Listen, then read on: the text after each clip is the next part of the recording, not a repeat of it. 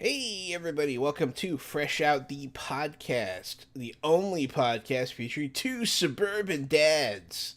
I am the board game guru, game master extraordinaire, Jahananan.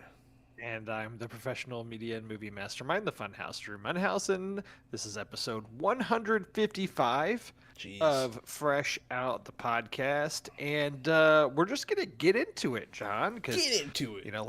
last week was a holiday week, so we didn't record, and there's just been a lot that's happened in the past couple weeks. But we talk a lot about Xbox on this show, and there's been some big Xbox news in that time that we have not had a chance to address yet. And so I wanted to chat a little bit about it because as we know, because we've talked about it here, layoffs in the game industry are kind of a dime a dozen now. Unfortunately, it's just the nature of the business. It's where we're at.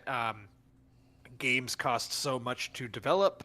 If they don't work, then the studio is usually affected, even if the studio has a great history up until that point. And but this one, it's one of the big companies, Microsoft, laying off 4% of their workforce, which is about 9,000 people, which is nothing to scoff at. That's a lot of people, man. And naturally, the game division is impacted by that. There are a lot of games canceled as part of that. Games that haven't even been announced yet that are canceled. But a few that were announced that have been canceled that I wanted to chat about, because we've talked about some of these over the years as we've seen different Xbox showcases and things. The first of which is Everwild, which was the next game from Rare, whose last game was Sea of Thieves, crazily enough, which they have been supporting for years. I can't remember when Sea of Thieves actually launched, like what, 2017, 2018? A long time ago. Is when Sea of Thieves and last year it launched on PlayStation. Yeah, so they, and at the most recent showcase they had more DLC for that game, or more expansions. So a game that continues to be supported. Everwild, a game that from the trailers that came out 5 or 6 years ago never really interested me, but also never really gave a true look at what that game was even going to be. I just remember kind of like mythical creatures and forest landscape Something and like such that. as that. I thought it looked cool, but we'll never know. It had a decent visual style, but it just, nothing told me like what the gameplay would be like or what that would be, and we'll never know now because that game is canceled. Gameplay trailers, damn it. Yeah, so Rare, a studio that we have a lot of history with, dating back to childhood. I still think of Banjo-Kazooie often, Perfect Dark, GoldenEye, some of the games they developed, the Donkey Kong games. There's so much history there. And then ever since Microsoft purchased them, it's just been, there hasn't been much. Nope. Do you remember back when Rare Replay came out? That was exciting. I do not. Was Rare Replay? You don't even remember? Oh, they released it for Xbox. I guess it was an Xbox One title, and it basically was just a collection of all the Rare games. It had the Banjo games and Conquer. Oh yeah, I played that. Yeah. And Jet Force Gemini, it's called, and all these games, and it was on Xbox, and it was kind of a cool release. And really since then it's been like Sea of Thieves, and that's it. And that's kind of wild. It is wild, and it's unfortunate. They were such a prolific developer, I don't know. I love Rare games. Like same with Banjo-Kazooie. It's that was one of my biggest games when I was a kid, man. I played the shit out of that. Rare also kind of a big thing propelling the conversation that people have had in the past about like Microsoft buys these studios that have this great history, and then that's where they go to die, and they don't produce anything, or they're a shell of themselves. And like Rare seems to be kind of a big victim of that. Although Sea of Thieves is fun and people like that game, and um, but Everwild being canceled to me just made me go, okay, yep, I can see it. I wasn't shocked by that Yeah. necessarily. I was shocked that Perfect Dark was canceled. The Perfect Dark reboot that has been long in development. It was long rumored for a long time. This Here's the thing that's fascinating. Microsoft made a big deal of when they were starting a new studio called The Initiative. They were building a studio from the ground up, which they had never really done before. They were taking people that had worked for Naughty Dog and Insomniac and like Rockstar, whatever. I can't. All these other like really prominent studios and starting a new, creating a new studio. Very exciting for us as gamers and like as Xbox fans to have that. Then it was rumored, oh, it sounds like they're trying to revive the Perfect Dark IP and they're going to make something new at this new studio. Cool. A few years ago, like 2021 or so, 2022, they have a showcase and they show like concept art and things. They officially announced this game. Awesome. And then I think it was last year they showed a demo at one of the showcases that looked pretty cool, and it was like this thing's really happening. And now here we are. This thing is canceled. It's never going to come out. We'll never get to play it. I think it's clear that whatever demo we saw at that time, or trailer, I should say, less of a demo, even though it showed gameplay, must have been a true vertical slice, and something had to not be working in that game at all for them to cancel it at this point. Yeah. It must have been incredibly flawed. But it's pretty wild that after years of being excited for them building a new studio from the ground up, and now that studio is shut down. The game didn't even come out, and that's it. Here we are. Yeah. Well, I mean, maybe we're being spared another. What was that game? Red Dawn or not Red Dawn? Damn, I can't don't know remember which what it's one. called. The vampire game from Arcade Oh Studios. yes, Red. What is it? What was it called? I can't even remember. I can't even That's a remember. bad I'm sign. surprised by that. But Hold on, I'll find it. Arcane made it. Redfall.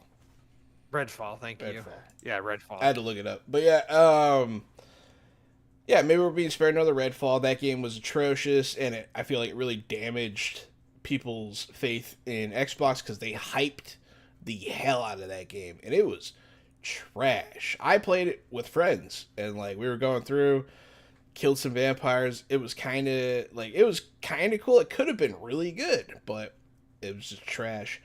And maybe that's what's happening here. The Perfect Dark game getting canceled is insane, because that was so highly anticipated, so hyped. They were showing it off. They were bragging about it. They're like, "We're doing this for you guys," and then they're just pulling the rug out. And I think that's a bad decision. Yeah, it's unless it was just truly broken and things were really in bad shape there. I mean, I have no idea what's happening behind the curtain. We'll never. Surely somebody at some point will write a memoir or a book or something, and we'll find out more. But the thing is that since then, what's crazy is I don't know about you, Jahan, but to me, the PS5, the Xbox Series X and S still seem really new. Yeah. But they've been out for almost 5 years apiece, and these Microsoft and Sony are now actively recruiting for jobs for people to work on next gen hardware. So we're already at the point where like the next consoles are actively in development. Yeah. It was about an 8-year cycle from when the Xbox One and PS4 came out to when the Series X and PS5 came out. And being at we're 5 years, I bet it's going to be another, it will be another 7 to 8 year cycle, I would imagine. And we're over halfway through it. And so these conversations bring a lot about Xbox and if they're making consoles or not. Seems like they are. But also now there's been a whole debate of like Game Pass's profitability and so on. Have you seen these articles?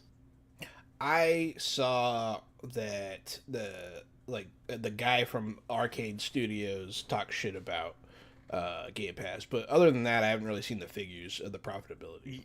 Yeah, there have been folks that have worked with Microsoft in the past that are talking about like if it's profitable or how Microsoft says it's profitable, but it might not include first party games in that, and so on and so forth.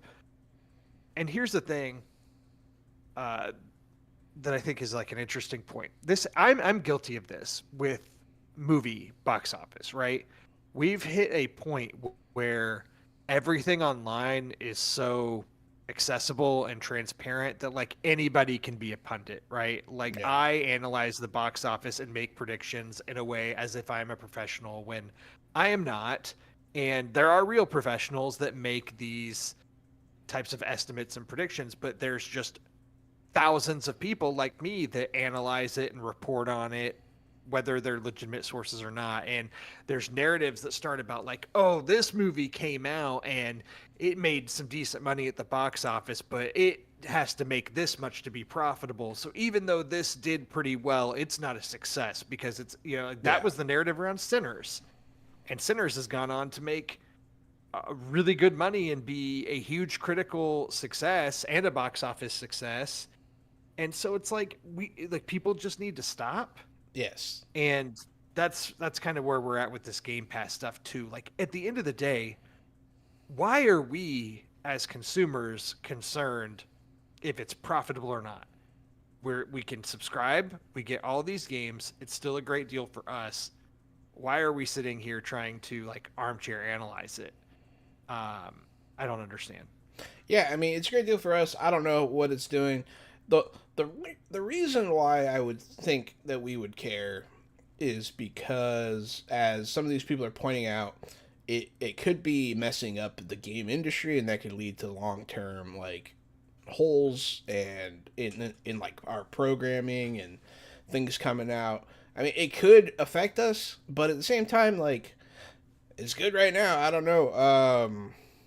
I did see that too. What you're talking about, that basically like Game Pass will either A needs to just stop, like just be done, Yeah, or B it's going to cannibalize the whole industry. yeah. I think that it's just change, and these studios should just start to understand. I think that they are pouring too much money into development of like these huge games, and like it's just become the way. The bigger the game, the better, all that stuff. But as we've learned this year, top three games this year, all three of which are uh, indie games. Mm-hmm.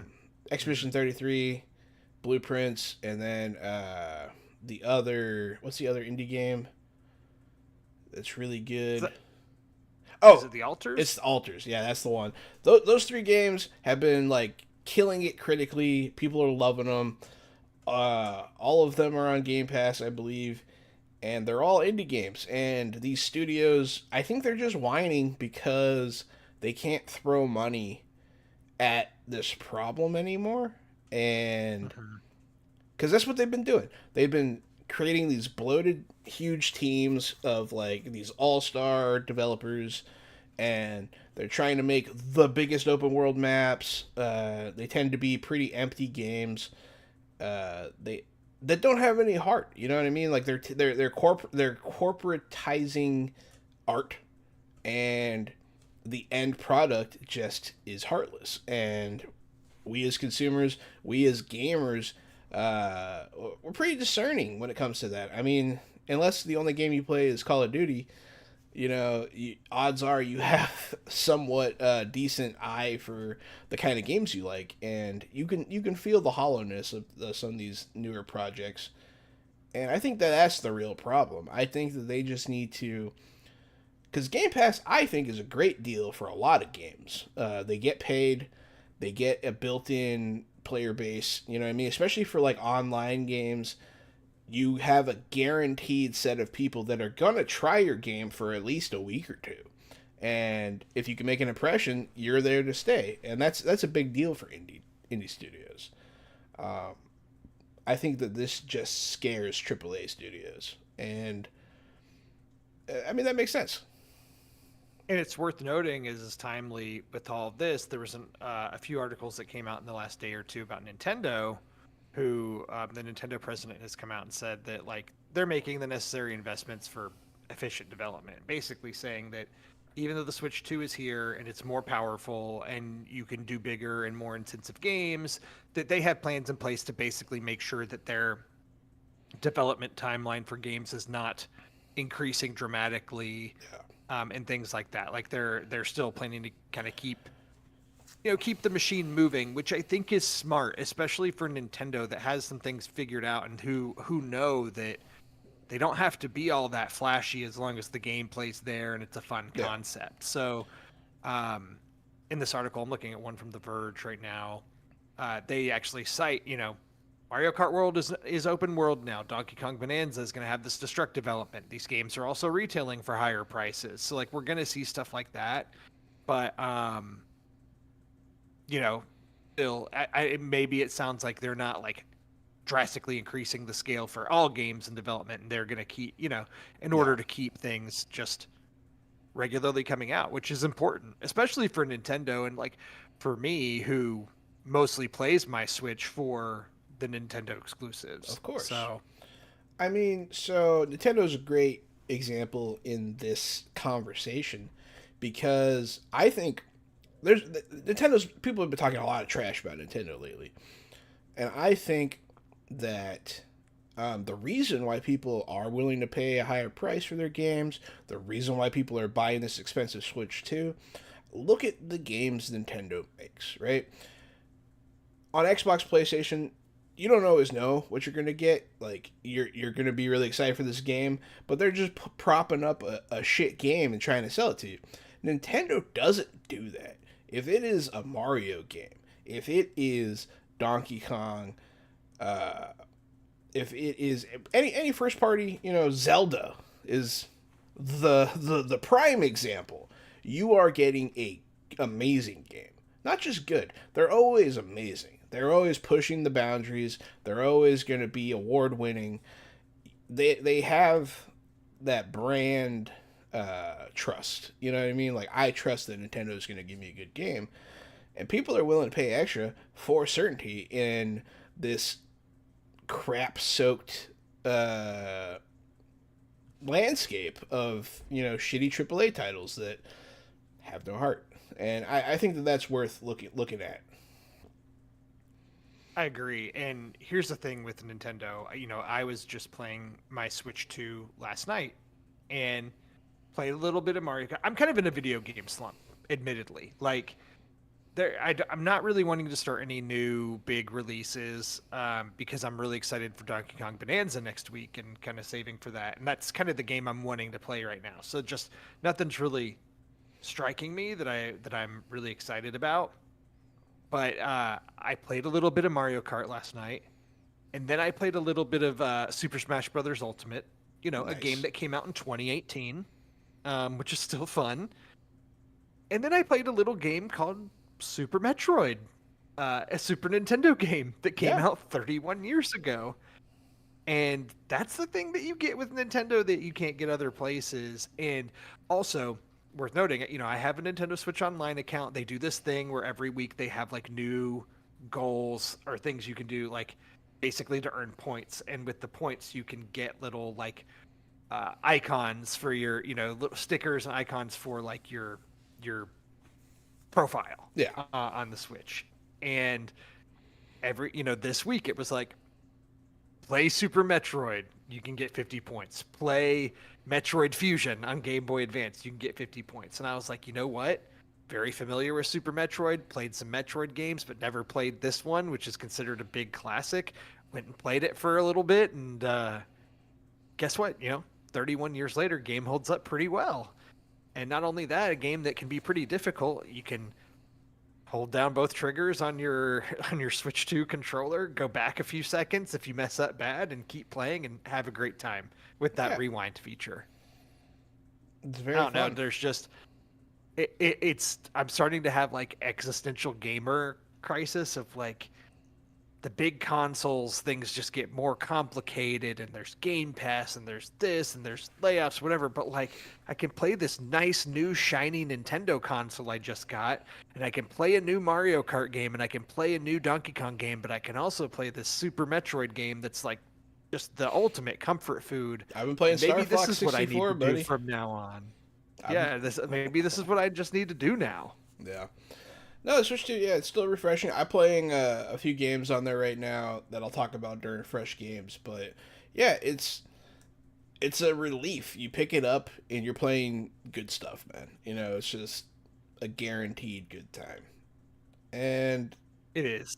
I think other companies need to start looking at what Nintendo does and start taking their stuff seriously. Start making like good games. Like stop trying to throw crap at us. We don't want it. Yeah. Yeah. I agree. Yeah. Well, is there anything, not to just like come to a extreme halt on that, but is there anything else you want to add in the gaming conversation, or do you want to start moving forward into movies and TV? Because we got a lot to get through this week. Yeah, we got a good amount of stuff. I mean, if you want to, I can just talk about my Fresh Games now. Yeah, let's do it. Yeah. So, I mean, I mentioned Because I talked about mine. I don't really have anything, so this is great. I have a good amount. I've been playing this and that. I beat The Alters, which is a Game Pass game in where I've talked about it before, but you're stranded on a planet. You're trying to get through your mission, but you're all alone, and the only tools you have available to you allow you to make copies of yourself, and you can go into their minds and change life events to cause them to have different specialties by drastically changing their memories. It's called The Alters. There's a lot of ethical questions that go into the choices. Now that I've beaten it, I can say that every choice you make throughout the game kind of comes back to you a little bit. There's a lot of replayability in this game. I think it was fantastic. It was one of my favorite games I played all year. I can't recommend it enough. But once again, this is a AAA title. Or this is an indie title, not a AAA game. And it's better than all the AAA titles I played this year, pretty much. So, like, maybe look at that, guys. I don't know. Instead of playing the blame game. Another game that I've been playing on my Switch, but it's on all consoles and PC and everything. Another indie game. This is called Dave the Diver. I bought it a while ago, but I recently picked it back up and actually gave it a fair shake. This game is fun.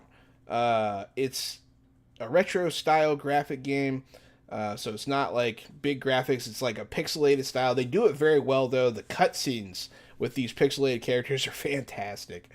This game has a lot of heart. You're this fat scuba diver that's helping open a sushi restaurant. During the day, you're diving, you're getting fish and ingredients, you're exploring the ocean. At night, you're preparing the sushi restaurant, the menu, you're serving guests, and that's how you get your money. To upgrade your gear, to get guns, and upgrade your harpoon weapon and your scuba gear. All the while, you're exploring the ocean, you're saving dolphins, you're investigating ancient merfolk ruins, all this cool stuff, man. It's nonstop story. Like, it doesn't stop. Every time you go underwater, something's happening. This game's fun. And this is another indie title. Fantastic game. I can't recommend it enough. I think it's on sale right now on Steam. And that's kind of the game I've been doing. I've been in a slump too a little bit since I beat The Alters. But last night I updated Oblivion Remaster so that I can actually give it a good play. I'm going to be jumping on that soon. And in the Steam sale, I got Spider-Man 2.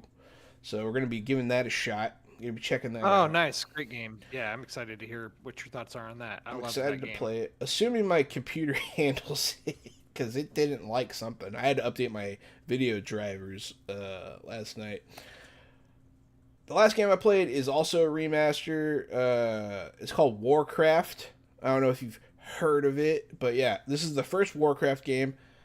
I played the original when I was a kid. The remaster. It's based on the movie, right? The game is based on the movie that came out Yes, recently. Drew. It's based on the 2015 piece of shit. No, so Warcraft. Yeah, this is the original game that started it all. Um, it's also on Game Pass. This is on PC Game Pass.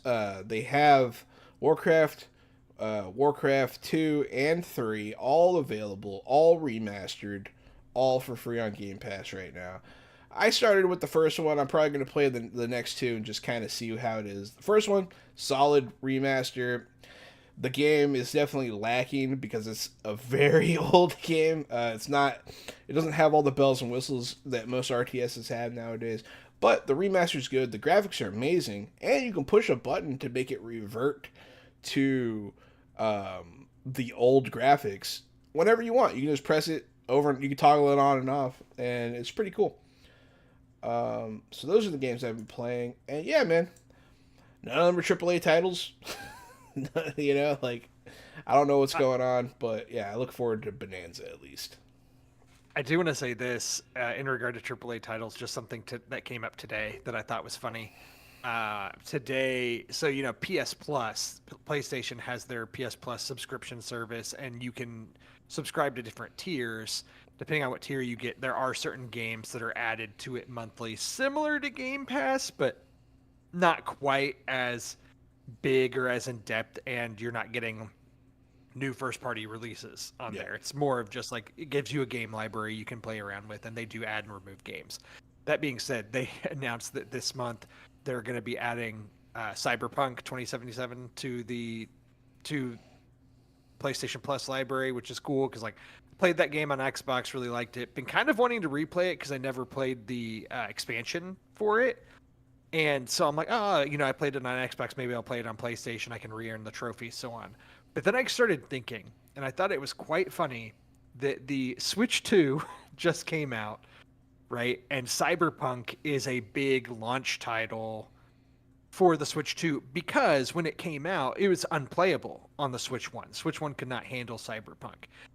There's now a complete version of Cyberpunk available for the Switch 2 that I think is like $70 or whatever it is that you can play the whole package, but yet like over on PS5 they're like here's Cyberpunk for free for our subscribers, and I'm like and I get it, if you have those consoles you've probably already played that game or invested in it when it came out, but I just think it's funny that like Switch 2 users are finally getting access to that game and paying full price for it, but yet if you subscribe on PlayStation you can get it for free without the expansion at least.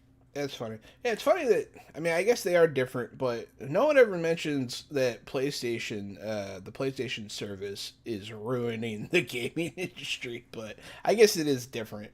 But that's just, I don't know. I think it's definitely less of a value, and then without the big new releases. Although every now and then they get new games that are like, this is coming with PlayStation Plus. So, it happens. I like the service. I subscribe to it. So it's just not the same.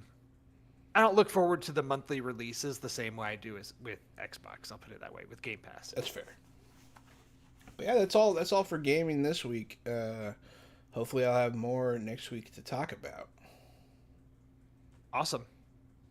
Well, let's talk about fresh movies of the week because I've got a big one, a really big one. Why don't you brag about it?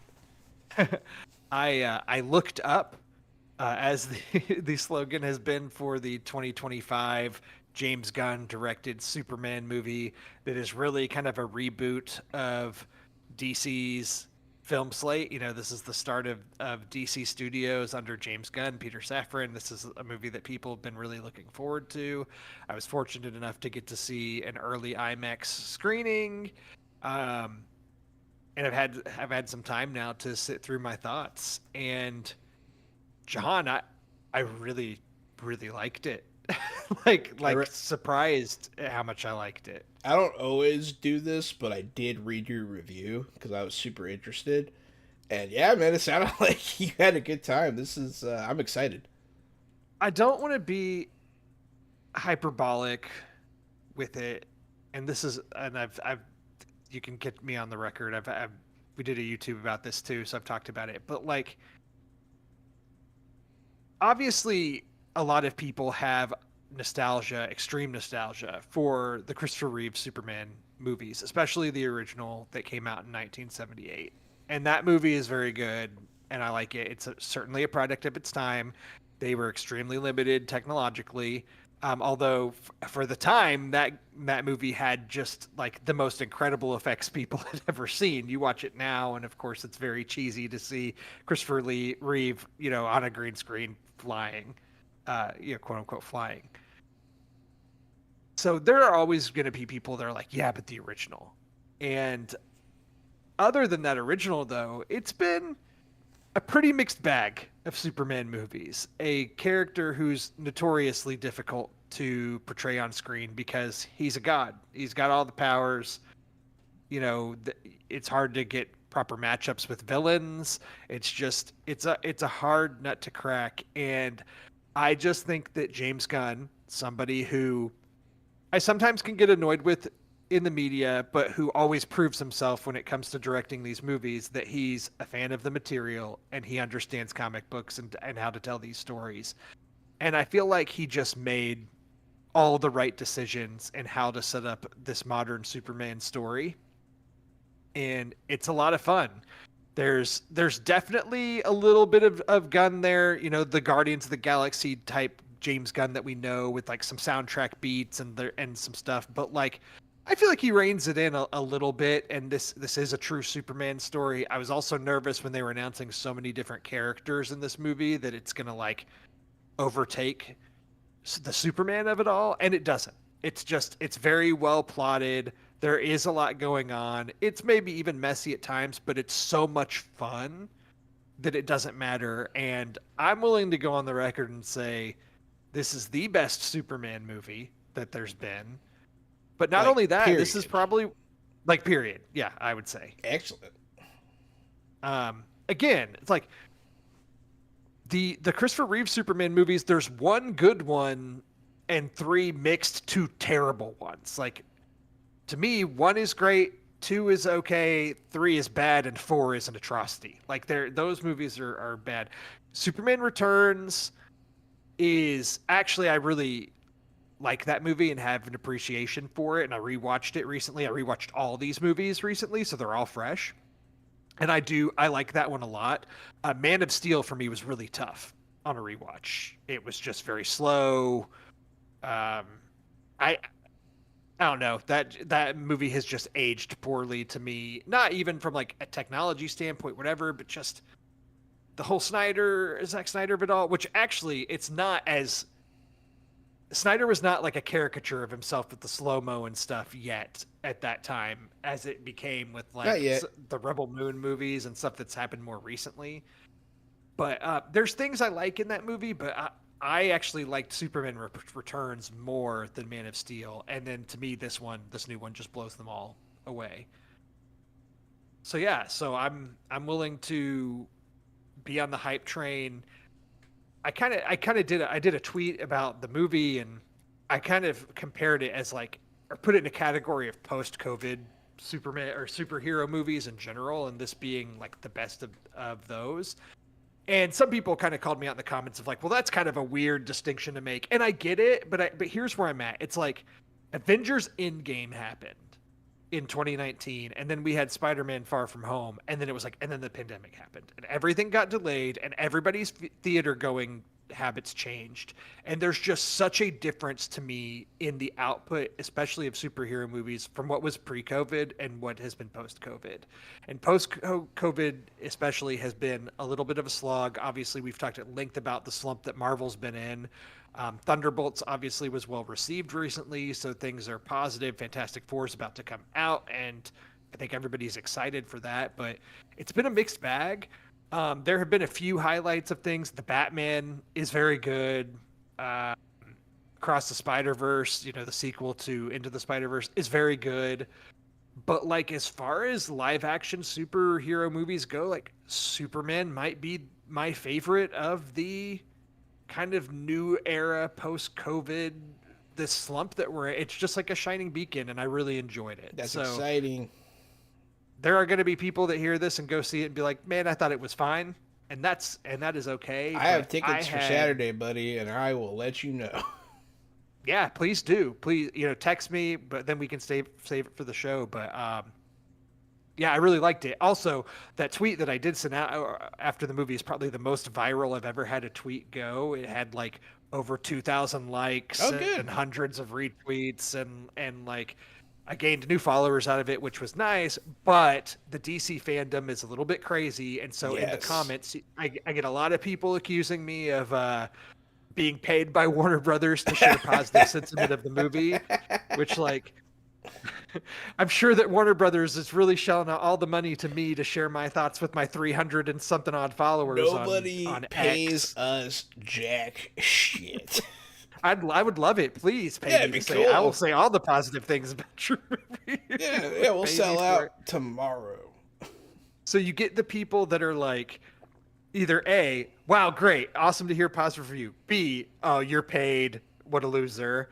Or C, you get the people that are like, yeah, not better than the Snyderverse. I'm like, nope, not even touching that. Not going there. Aren't they Do all not bots? engage. Probably so. Yeah, Snyder go bot find army? go find my tweet. Just go look at the replies to it, and you'll have I'll go plenty of through it entertainment. later. Yeah, that sounds pretty fun. You'll get some entertainment for sure. I'm glad that you got So, like a little pop. That's pretty cool. yeah, it was neat, but it definitely opens a can of worms when you start looking at the replies. I was loving it. I was eating it up. I'm like, yes, please accuse me of all these things. I love it.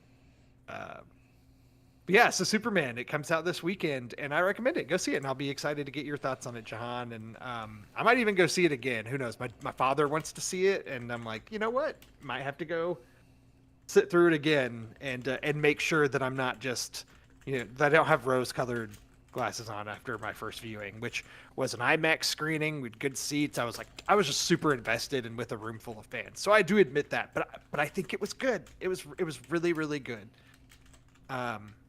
Probably not better than Sinners as my favorite movie of the year so far, but like pretty up there. And because I wanted to spend a little bit more time on that one since it's a new release, but I have some other recent movies to kind of go through here quickly. I did get a chance to see Jurassic World Rebirth, the newest entry in the Jurassic franchise. My review to that is that I was whelmed by it. I think it's like extremely middle of the road Jurassic Park movie. Nothing really blew me away. It wasn't as bad as some of the franchise lows. Again, recommend you go back, seek out our Jurassic World Dominion review that we did on this show, where me, Gary, and Jahan are just extremely perplexed by that movie and how terrible it was. That movie sucked. It's crazy in a way that we've been doing the show long enough that like we reviewed the last Jurassic World movie that came out on the show, and now there's another new one with entirely new cast and everything. But it's fine. It's not as good as the great ones, and it's not as bad as the bad ones, and it doesn't really do anything that shook me or that wowed me. It just kind of is, and but it was fine. So that's my take on Jurassic World Rebirth. F1, which is the big Brad Pitt led blockbuster from Joseph Straczynski. Hold on, I gotta make sure I'm. Gotta get it right, Drew. Yep, I know, right? It's Joseph Kosinski, same director that did Top Gun Maverick recently, which was a huge hit.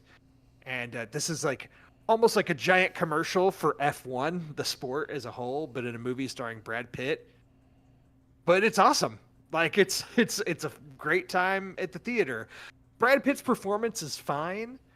I'd say the plot, the characters, all of that is fine. It doesn't matter. The racing is so cool, and it's stuff that you want to see on the big screen. Like I completely recommend going to seek it out if you still can.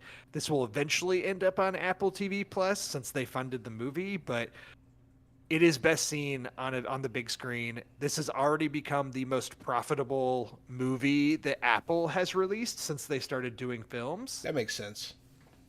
Yeah, they've had a mixed bag when it comes to what they've released theatrically, and Killers of the Flower Moon is a great example of a movie that was critically loved, was nominated for a bunch of Oscars, cost a whole bunch of money, but it did not perform at the box office, considering how much it cost. Yeah. And again, we talking about the box office conversation. That's always how people analyze stuff now. But F1 is making money. It also cost a shitload, so that's worth noting too. But it doesn't matter if they're getting success like this. I hope it encourages Apple to continue releasing movies theatrically because they currently don't have anything else on the slate uh, to put out there theatrically, despite them investing a lot in different movies with big stars.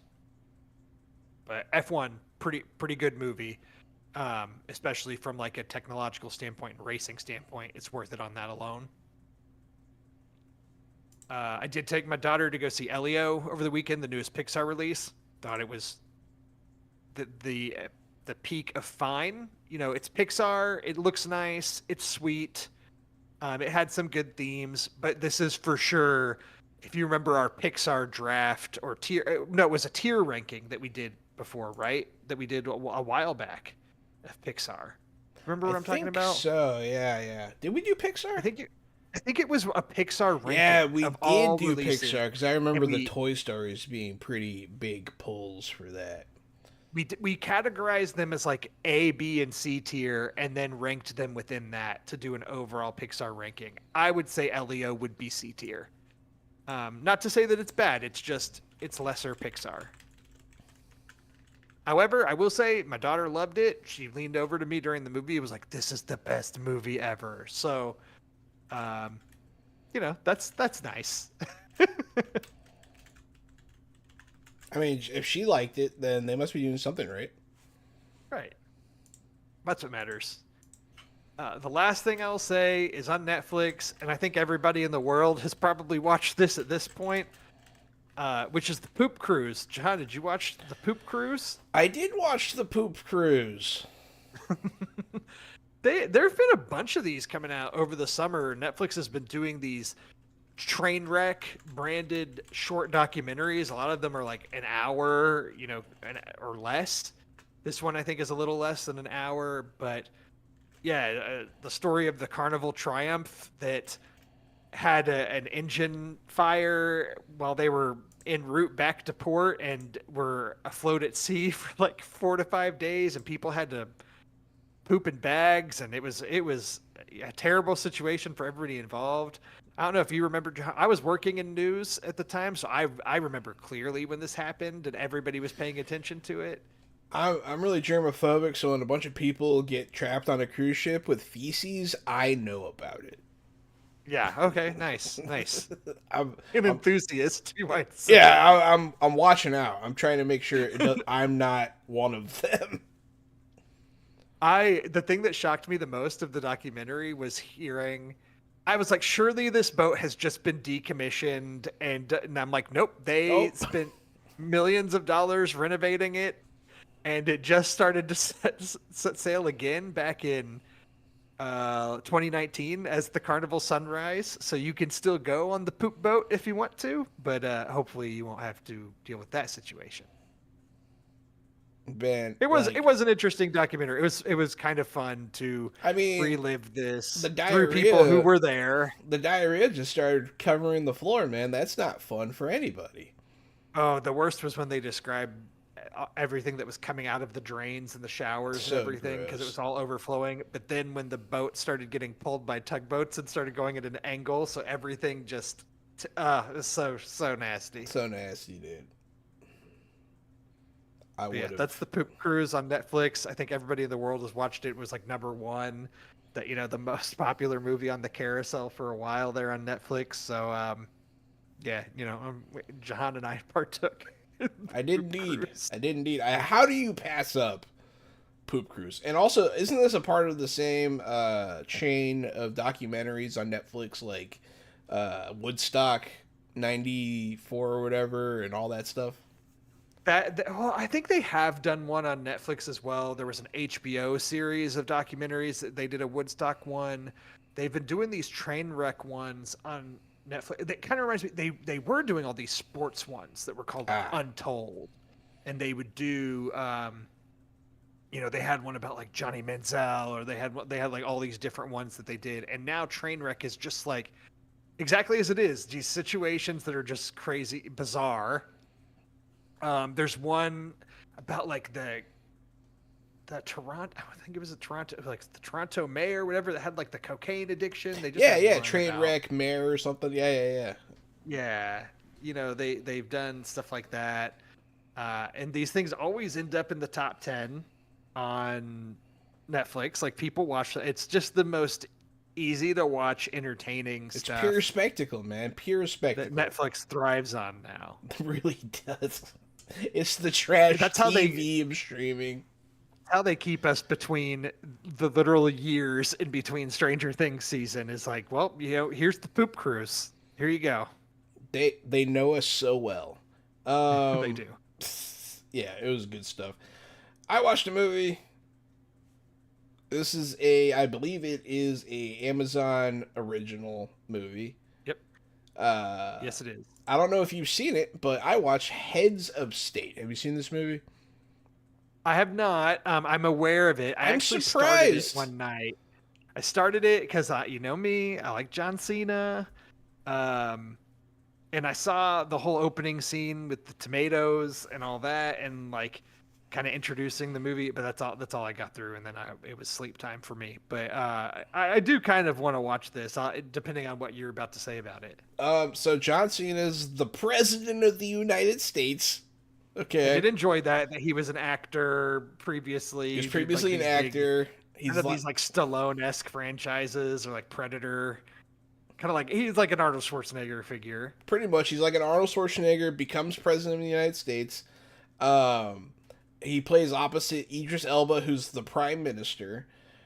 Through a series of events, they end up getting stranded, presumed dead, and they're on their own doing action movie stuff. So it's kind of ridiculous premise. The movie's kind of ridiculous. It's a very over the top, but it's very much in that new John Cena wheelhouse of comedy action that he does so well. Idris Elba brings like the good opposite, the straight man, to John Cena's silliness, and together they make a solid movie, dude. I was laughing a lot during this. I was cracking up. We watched it with our family. It was a great family movie night. It was very fun. My dad liked it a lot. Solid movie, dude. This is a solid action movie. It was entertaining, funny, had a good beginning, middle, and end, man. I don't know what else to say without spoiling things. It had a lot of elements of like a silly Mission Impossible. Like it had that kind of vibe. There's like the shadowy organization that's trying to dismantle the world leadership, and there's some twists and turns. There was a car chase scene where Rohan, my child, my very young child, was captivated and like staring at the screen the whole time while cars were blowing up. It's good stuff, man. I definitely, if you have Amazon Prime, if you have Amazon Video, like watch this. This is solid. Absolutely certified fresh. I will say shout out to Connor, who I mentioned him. I name drop him a lot on here, but he doesn't always tell me like what movies he's watched, but usually if he checked one out, he'll throw it out there. And he did say he watched Heads of State over the weekend and said that the action was better than Cena and Elba's chemistry, I think is what he said. But otherwise, he said he enjoyed it. So yeah. I'll have to check it out. There were some really funny moments. There were some pretty good cameos. Oh, interesting. Okay. It was just, I don't know, man. There's this like CIA guy that has this action sequence, and it's so good. And you'll know what I'm talking about when you see it. But it's really funny. But yeah, that was Heads of State. That was all the movies I saw this week. What about TV, buddy? You seen anything? I don't have much. I've been really busy between life, holidays, and then the free time I have had. I've been trying to go see movies and catch up there, so I haven't had time to watch much TV. But I did start season 4 of The Bear, which I think dropped like 2 weeks ago at this point. but I've only watched the first 3 episodes, so I don't really have too much to say about it. This is a show that I really like, and the first season I thought was really, really good. The second season I thought was like great, amazing. The third season I thought was okay, but it slows way down and tries to get a little bit more. I don't want to say artsy, but it's like a little bit more experimental with the show, and I think some of that works and some of that doesn't. All that to say, season 4, it, the pacing has increased a little bit. It's like it's found a nice landing zone. Like it's kind of in the middle. It's met in the middle, and so it's a little bit more of a return to form. But I'm enjoying it so far, even though I'm only 3 episodes in. Excellent. I have you seen any of Ironheart yet? I have not. The sentiment I had heard about this show was like the first 3 episodes are really, really tough, but that the latter half of the series is actually pretty decent. I did get the ending for this spoiled for me of like some reveals that happened, but I don't know if you finished it or not. I have So not I'll finished let it. you. I have watched the first 3. The third one, I will say, is really good. The first 2 were fine. So far, what I'm seeing in the show is everything I want from a Marvel show. Like they're touching on, like the obscure characters. They're touching on some occult stuff. They're doing all this mix mash. It feels like pure Marvel, and I would say this is one of the better shows that they've done. I really like it. I think it's good, and I think that Ironheart could show up in the MCU. I'd be very happy to see that. So, yeah. I the night it came out, I was like, I might actually check this out. And then the thing that deterred me was when I went and saw the episodes were like 45 to 50 minutes long. And I was like, nope. Like, They're a little I think long. I just want my Marvel shows to be like 30 minutes is kind of the sweet spot for these shows that are 6 to 8 episodes long. Yeah, they're 45 minutes. There's about 6 episodes. It's I don't know. I like it. We've complained a lot about them not connecting things to the universe at large and all this stuff. They're connecting things to the first Iron Man movie, dude. Like they're getting in it. There's some cool connections going on. It's tight, man. Yeah, I think from what I've heard about it, there's even more of that in the end that I won't say without spoiling it for you as somebody that's actively watching it. I appreciate it. And then the last thing I've mentioned Rick and Morty, the new season, several times, but this episode was pretty relevant. Guest stars are Zack Snyder and James Gunn. They voice themselves in this episode, and they make a lot of fun of both of them. There's a scene where Zack Snyder's like talking about how awesome, like, have you tried going really slow? And like it's just real funny. And then James Gunn's kind of the antagonist in this episode. There's a whole script aspect where Rick and Morty are like, we can fix a script, and they steal a script. They do it in a weird science way. James Gunn takes over the story. Very funny. But it's a very self-aware thing that James Gunn and Zack Snyder both do. I just thought it was good timing with this Superman movie. If you want to see the man himself, he's in the new season of Rick and Morty, so check it out. That's fun. I might have to go check that out.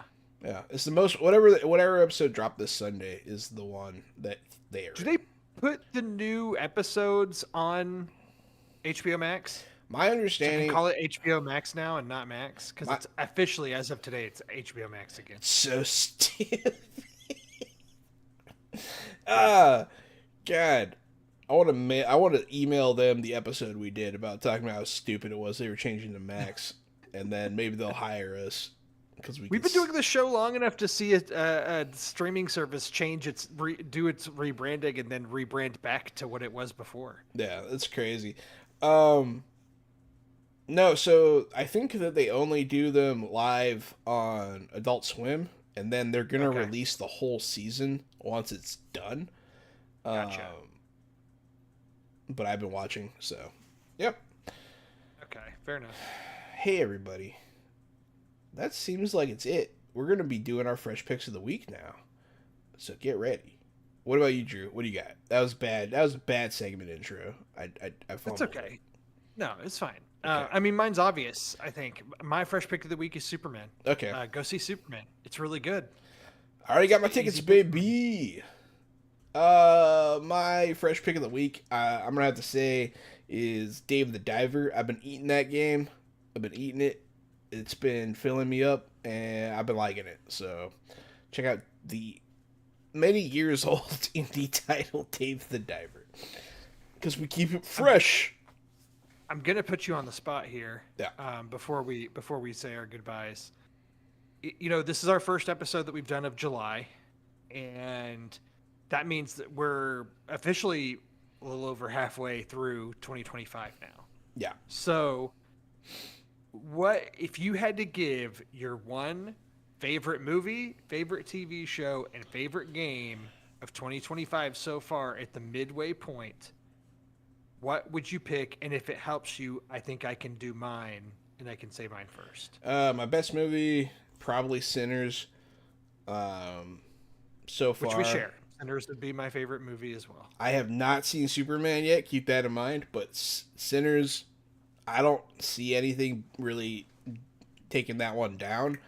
It's a masterpiece that is rare. A rare, just spike in absolute quality when it comes to movies.